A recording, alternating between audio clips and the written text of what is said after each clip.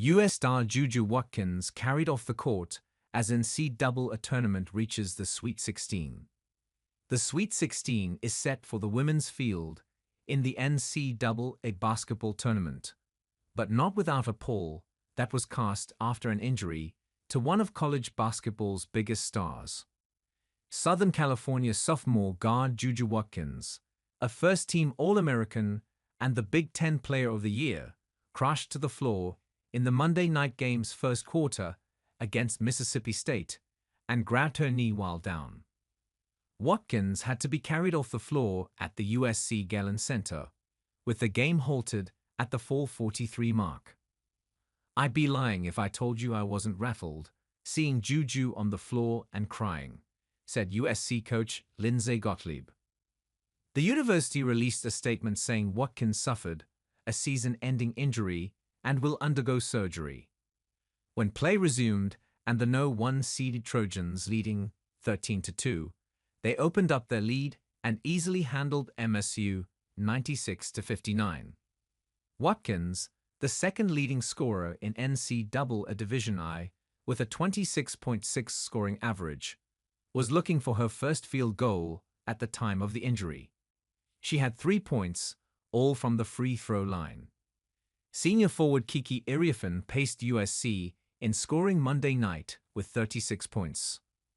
USC will travel to Spokane, Wash, for the regional semi and play 5th-seeded Kansas State on Saturday at 8 p.m. ET.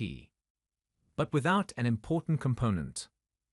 A season after Caitlin Clark carried the Iowa Hawkeyes women's basketball program to unprecedented heights, a runner-up finish in the 2024 NCAA women's basketball tournament, there were reminders that Caitlin wasn't around anymore.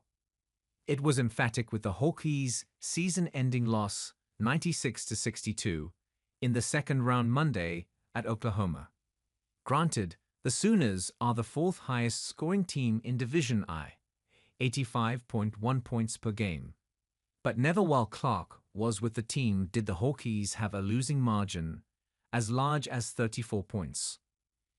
Under first-year head coach Jan Jensen, formerly a Hawkeye assistant and promoted after the retirement of Lisa Bluder, there were other potholes in the post-Clark era, such as a 5-game losing streak during the Big Ten season.